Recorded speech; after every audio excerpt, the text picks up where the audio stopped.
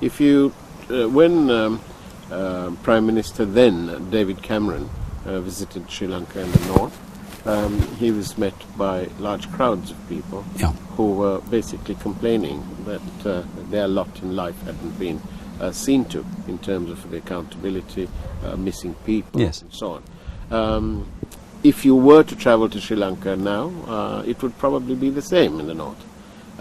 They will still have the same complaint, although the government has changed.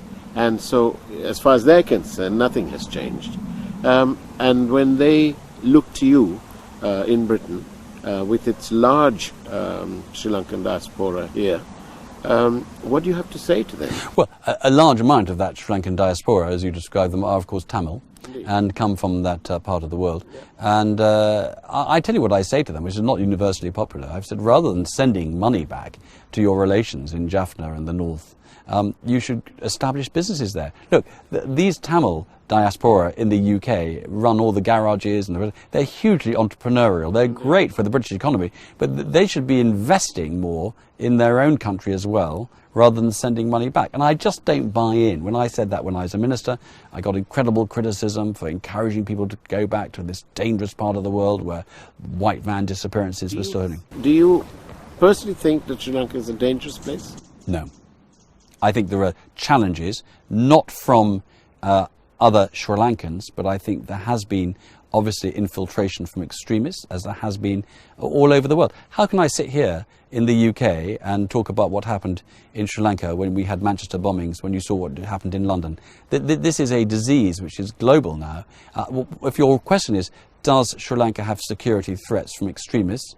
Yes. Does the UK? Yes. Do most countries? Yes. If your question is, does Sri Lanka have threats from its own communities in the same way that it did before? I don't believe that to be the case.